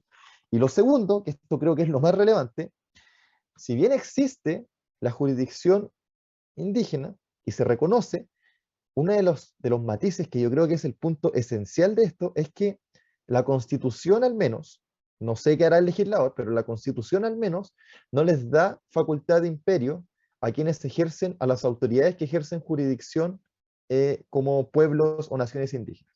Entonces, si eventualmente yo fuera de algún pueblo y me someto al Consejo de Ancianos de Rapa Nui, bueno, esa resolución va a tener la fuerza que yo le quiera dar en atención a mi cosmovisión simplemente. Ellos no pueden llamar, al menos por la propuesta de constitución, a que, como dice la nueva propuesta de constitución, estas autoridades no podrían impartir órdenes e instrucciones dictadas a la fuerza pública para que éstas cumplan lo mandatado en forma rápida y expedita, sin poder calificar el fundamento, oportunidad o legalidad de su acción. Precisamente porque al menos la Constitución no les da facultad de imperio. Así que, para tranquilidad de todos quienes estén acá, y si pueden transmitir también esto, no van a conocer delitos, porque está el principio de legalidad. Es una justicia que actualmente es solo de mediación, y que la Constitución lo único que hace es reconocerla. Y lo tercero, al menos esta propuesta de Constitución, no sé qué irá a hacer el legislador, no les da facultad de imperio para que, en el ejemplo burdo que se pone, el lonco pueda llamar a Carabineros para que Carabineros haga cumplir la resolución que él toma. Gracias, Guillermo. Queremos escuchar a Damaris, que tenía también algo que añadir, parece, en este tema. Sí, lo que pasa es que yo también quería hacer una reflexión al respecto, porque, como bien decía Guillermo, en general lo que se hace es el reconocimiento, ¿cierto? El reconocimiento en el sistema judicial, pero también hay un reconocimiento, por ejemplo, en la norma de salud, a sus prácticas ancestrales de medicina ancestral, por ejemplo, o en la educación también, y eso se recoge en el artículo 1 incluso, ¿ya? Porque cuando nosotros, y Matías lo decía, ¿no? Chile es un Estado social y democrático de derechos. Ese es el primer artículo, ¿cierto? Luego se agrega, es plurinacional, intercultural, regional. Y en ese sentido la plurinacionalidad en general ha traído miedos, ¿ya? Pero yo creo que porque existe todavía en Chile quizás no sé, hay muchos mitos en torno a la plurinacionalidad. Primero, la mayoría, y como bien decía María Angélica, creo, todo el mundo, un alto porcentaje en el territorio cuando nos vamos topando y hablamos de plurinacionalidad, hablan solo del pueblo mapuche. Y en Chile hay muchos pueblos, a lo largo de todo Chile. Y es importante que nosotros hablamos de una nación, o sea, una plurinación, no un pluriestado. El Estado, el ordenamiento político, jurídico, va a ser unitario, y eso también queda establecido en la Constitución. Pero el reconocimiento de que hay distintas creencias, de que hay distintas cosmovisiones, y de que convivimos en un único territorio también indivisible, y eso lo dice el texto, es así. De que nosotros viajamos al Alto Loa y están los atacameños y Canantay haciendo soberanía, es así. Y que a lo largo de Chile encontramos distintos pueblos. Por lo tanto, es abrazar ese reconocimiento. Y el reconocer tiene que ver con observarnos, con identificarnos, y con poder convivir en paz, de aquí para adelante, todos los años que podamos hacerlo. Y por lo tanto, con esa última reflexión, porque hace unos días tuve un debate incluso con un doctor en Derecho, y él decía, que era obviamente del rechazo, y él decía, pasamos de los senadores designados a las cuotas de pueblo originario. Y yo decía, pero ¿en qué cabeza los senadores designados fueron designados a dedo? O sea, Pinochet, torturador, ¿cierto? Estuvo designado, y yo ya estaba con ataque, y aquí no estamos hablando de cuotas, estamos hablando de elecciones. Hablamos de proporcional a la cantidad de la población de ese pueblo originario, en donde ellos tienen que votar y elegir a su representante, proporcional en el territorio donde estén. Entonces hay muchos mitos en torno a la plurinacionalidad, pero como les digo, es un reconocimiento a saber que existen, que convivimos, y que esa convivencia sea pacífica y constructiva, por supuesto. Pero sin privilegio, aquí no hay privilegio para los pueblos originarios. Es solo un reconocimiento y poder seguir conviviendo en paz. El tema parece que concitó harta atención y Carolina también se quiere referir, así que Carolina también te damos el espacio para que nos comentes al respecto. Sí, y de ahí va Hilda, y terminamos. Lo que digo un poco de la región y explico. No es algo nuevo, la ley Pascua existe y hasta el año pasado la violación a mujeres era dicho tradicional y por lo tanto se podía violar mujeres y no era penalizado, lo cual es pésimo, ¿cierto? Sabemos que los pueblos originarios tienen su cacique, tienen su ordenamiento y hay mediación entre ellos, pero esto no va a un sistema legislativo que conozcamos, por lo tanto los derechos de las mujeres están siendo reprimidos o los derechos fundamentales humanos no se están cumpliendo quizás en algunas legislaciones. Entender que la legislación mapuche o de los pueblos originarios que sea, va a tener que pasar por el Congreso porque hay que dejarlo escrito. Y este Congreso, que lo va a hacer, el que es el actual, no hay pueblos originarios en ellos. Van a tener seguramente que llamar y conversar con ellos para poder hacer estas leyes. Y el otro punto interesante, estas son mediaciones. Yo creo que todo el mundo acá ha visto la doctora Polo, ha visto, ¿no es cierto?, esos programas, le digo yo a la gente, donde se media. Pero actualmente esas mediaciones, ¿no es cierto?, que hace la jueza, si la persona quiere, los cumple, si la persona no quiere, los cumple, porque no va bajo un sistema jurídico. Aquí está diciendo que esas mediaciones van a ir a un sistema jurídico, y si no te gustó la mediación, tienen, ¿no es cierto?, una siguiente instancia y está todo bajo un mismo tribunal. Lo que se quiere, porque nadie habla de las justicias vecinales, que va a ser para territorios no indígenas, es en el fondo no llevar juicios que podrían mediarse, o casos que se podrían mediar, a la justicia normal, porque esto hace rentalizar, o sea, que todo sea más lento, todo el sistema. Queremos que el sistema de justicia sea mucho más rápido, que sea a través de casos orales pequeños y se medie, de manera de, ¿no es cierto?, acelerar la justicia en los casos que realmente tengan y no tener tantos casos dentro del sistema. Entonces, va a favor del sistema, estos dos sistemas, que de cierta forma pueden llamarlo algunos paralelos, pero paralelos en el sentido de que estamos diciendo, reconociendo que en Chile hay territorios distintos dentro del mismo Chile. Y eso es lo que estamos reconociendo. Así que eso por lo menos es también parte de lo que explico yo en mi territorio. Muchas gracias, Carolina. En honor al tiempo, le vamos a dar el espacio a Hilda para que haga su consulta, su reflexión, y luego de eso damos entonces los últimos minutitos de intervenciones de nuestros exconvencionales para ya ir cerrando nuestro conversatorio y agradecer desde ya, y liberamos a nuestros expositores por el tiempo que nos han dedicado. Hilda, por favor. Hola, buenas noches. Qué grato esto de tener los convencionales, nos ordenan y nos dan clarito toda la información. En cuanto a la autonomía de la Defensoría Penal Pública es el tema, porque yo he escuchado compañeros administrativos en el cual ellos tienen como un poco de susto, entre comillas. El tema de los sueldos ya quedó claro, que yo también lo puedo transmitir, pero lo que no me quedó muy claro fue el tema del tiempo que algunos funcionarios llevan, la trayectoria que han cumplido. Por ejemplo, hay compañeros que llevan 18 años trabajando en la Defensoría Penal Pública. Al pasar a autónoma nuestra Defensoría Penal Pública, ¿ese funcionario seguirá, le van a respetar el tiempo que lleva trabajando dentro de la Defensoría Penal Pública?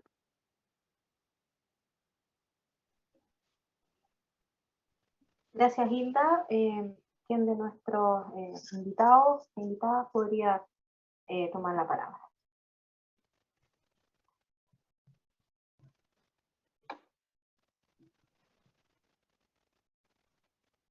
Entendiendo que no lo dice explícitamente la Constitución, que después puede ser materia de ley, pero Guillermo, gracias. Te damos el espacio. Ya. Muchas gracias, Hilda, por la consulta. Yo creo que acá igual hay que tener en consideración dos cosas. Primero, que desconozco la calidad en la que están contratadas las personas a las que usted me señala. No sé si estarán a contrata o estarán a honorario, pero con independencia. ¿Sí? Planta y contrata. Planta y contrata. Contrata, exactamente. Planta y contrata. Yo creo que en ese caso, en específico, la norma transitoria sí rige, porque entiendo yo que aquí lo importante es que ellos sigan en sus cargos y se continúe con lo que venían hasta ahora. Más bien, se continúe con el escalafón en el que estaban.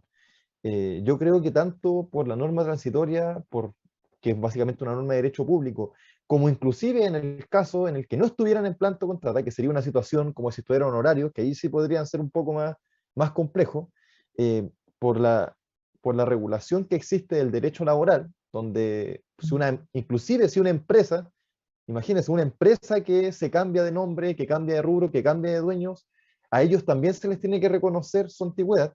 Yo creo que en este caso, por ser una transformación de derecho público y por estar consagrada expresamente en la Constitución, en las normas transitorias, a la gente se le va a mantener el escalafón, se le van a mantener los beneficios, y así como los beneficios que recién conversábamos, al menos yo, de la lectura que hago, estimo que no va a haber una mayor transformación ni en sus cargos, ni en su escalafón, ni en las asignaciones que reciben hasta ahora.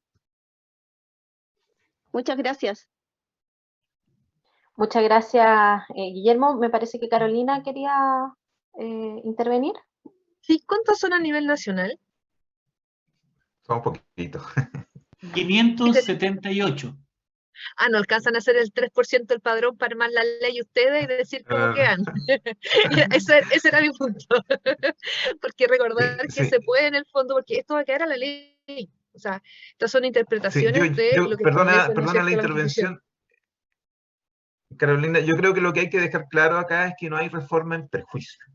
Esa es como la regla, esa es la regla general que establece que la ley norma está tal cual, no va a haber cambio en el fondo. Exacto, y yo creo que comparto con Norman, no puede haber reforma en perjuicio, o sea, no puede, nada que se haga, desde luego en el marco de la Constitución y por las leyes que se dicten, puede ir en perjuicio nuestro, ni en perjuicio de la antigüedad de los colegas por los que preguntaba Hilda, ni en perjuicio de las remuneraciones que se obtienen en este momento. No, no puede ser.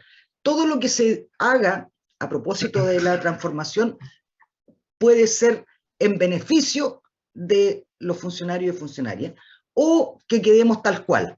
Pero reforma en perjuicio, como bien dice Norman, no corresponde, y si es que alguien tuviera la peregrina idea de hacer eso, que no es la Constitución, sino que la legislación que deviene de ella, obviamente nosotros tenemos los mecanismos y existen los mecanismos legales y funcionarios, y para eso tenemos nuestra asociación y nuestra ANEF, y en fin, para que algo semejante no llegue a puerto.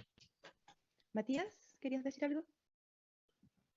Sí, mira, esta cuestión una lectura también de lo que ya ha mencionado Guillermo, ¿no? Cuando hace lectura explícita del artículo transitorio que habla de un reconocimiento de los derechos de las instituciones que cambian, por decirlo jurídicamente, su figura institucional, como caso de la Defensoría Penal Pública.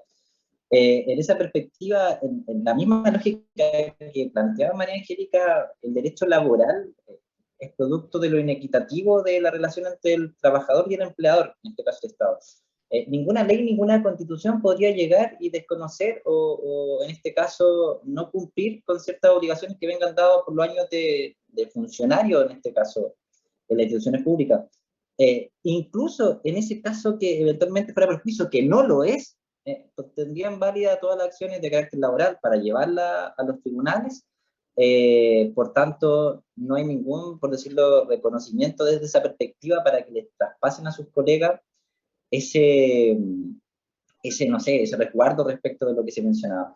Y también en esa perspectiva yo quiero decirles que respecto del cambio institucional que se está llevando a cabo, una de las cosas principales que recuerda esta Constitución es precisamente valorar, o por decirlo, en este caso, el funcionamiento o la perfección que tienen los servicios públicos. En el caso de la Defensoría Penal Pública, no fue al azar que dejamos establecido que los mismos funcionarios siguen cumpliendo en esta nueva institucionalidad, porque creemos que tiene una experiencia valiosa, por ejemplo. Y respecto a la pregunta que me quedó dando vuelta hace un rato atrás, que tiene que ver con estas asignaciones, por ejemplo, que son incentivos a las remuneraciones.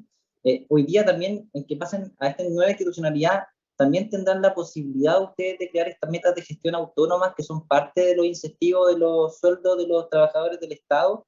Por lo tanto, también en esa autonomía propia que van a tener como institución, en buena hora podrán generar sus propias metas de gestión, por decirlo de alguna forma. Ok, agradecemos entonces a todas las personas que participaron hoy día. Tuvimos más de 60 conectados en una actividad que pensaba hacer de los periodistas de la Defensoría, de los periodistas de la Asociación Nacional Democrática de Funcionarios y Funcionarias de la Defensoría Penal Pública, y la verdad que llegamos a esta instancia en la que agradecemos profundamente a Damaris, a Guillermo, a Matías, a Carolina, abrirnos los ojos, porque la verdad que, como hemos dicho, y lo que fue el espíritu de este encuentro, de que uno recibe demasiada información y a veces no tenemos el tiempo o la tranquilidad para tratar de determinar qué es cierto y qué no. Y en esa batabola y en esa avalancha de información, qué bueno tenerlos hoy día súper claros, súper expertos en cada uno de los temas. Y la verdad que, Peter, no sé si tú quieres despedirlos, y por mi parte y en nombre de los periodistas de la Defensoría, de los periodistas de la ANFUT, agradecer la convocatoria y, por cierto, a nuestros invitados. Sí, yo, a petición de Claudia, nos piden si los periodistas del capítulo se puede quedar al final de la reunión para hacer un pequeño reunioncita chiquitita y agradecer. Y agradecer a Carolina, a Damaris, a Guillermo y a Matías, porque las asociaciones de funcionarios son asociaciones de ciudadanos. No somos de Marte. Somos quienes tenemos que abrir y prestar servicio todos los días, sobre todo a los que más nos necesitan. Y yo le agradezco muchísimo, especialmente a los ex constituyentes, y siguen siendo, porque ustedes parieron esta criatura y ahora la están cuidando para que siga creciendo. Así que muchísimas gracias por aclarar, por hablar en el lenguaje de la verdad. Porque eso es lo que hicimos hoy día, es volver a la verdad. Eso es lo que nos mantiene unidos como país, la verdad. Y agradecer mucho también al equipo de periodistas ANFUT que hizo posible, porque nació desde las bases esta iniciativa, y además la convocatoria, vemos aquí asociados y asociadas de todo el país, están desde Arica hasta Punta Arenas, literalmente de Arica a Punta Arenas. Los veo aquí a varios asociados y directores de nuestra asociación, y sobre todo los aportes en esta conversación. Creo que conversar es convertirse en otro a través de la palabra. Y yo creo que antes de comenzar esta reunión éramos distintos a cómo vamos a hacer ahora. Salimos más fortalecidos, salimos más claros. Será el pueblo quien decida democráticamente en una elección también democrática, pero es muy importante tener un relato verdadero. Y yo creo que hoy día los periodistas cumplieron su misión de transmitir la verdad. Por eso yo creo que esto es una misión de los periodistas de Chile que están en ANFUT, que están transmitiendo esta verdad. Y estos 4 mensajeros y labradores y peregrinos y no vagabundos, peregrinos y peregrinas, que estamos en este proceso de construcción de un Chile mejor, de un Chile mucho más conectado, mucho más unido. Así que a nombre de los y los trabajadores de ANFUT, felicitar al capítulo de periodistas y agradecer y felicitar a los constituyentes porque fue un trabajo difícil. Sabemos que fue un trabajo difícil, sabemos que fueron 24/7, sabieron que tuvieron que tomar decisiones muy difíciles, muy complicadas, con escasa alimentación ahí almorzando los patios del Congreso Nacional en una colación rápida, con muchas confrontaciones, con mucha apertura. Yo creo que incluso se extrañan entre ustedes no volver a la rutina y a Don Smith que los cortaba sus intervenciones. Entonces, ustedes fueron sometidos a una prueba extrema de elaborar una suerte de Biblia jurídica para que podamos tener una misión como país. Así que les quiero agradecer a nombre de los asociados de ANFUT y por qué no decirlo también a nombre de la Defensoría Penal Pública, cual prestamos nuestro trabajo nosotros como funcionarios de Estado, y felicitarlos al capítulo de periodistas de ANFUT y especialmente también a ustedes, a nuestros constituyentes, que sin duda fueron primos inter pares, y lo que vimos hoy día sin duda representa muy bien el Chile que queremos, con todos los altos y bajos. Las obras bellas no son perfectas. Esta Constitución seguramente no es perfecta, pero sin duda convive con la belleza. Así que muchas gracias por todo, a todas y a todos. Es un poeta nuestro presidente. Que tengan muy buenas noches, muchas gracias. Un poeta nuestro presidente. Un abrazo y muchas gracias. Muchas gracias por estar, María Angélica, que estén bien. Jorge, Carla, Oriana.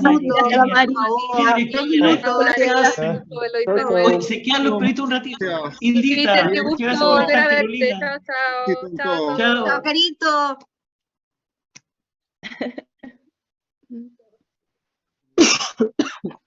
Norma, Vivi, también se... Peucayán, don Pite, de Peucayán, Horacio, Peucayán. Peucayán, bien, Chaltumay. Peucayán, la mía Claudia.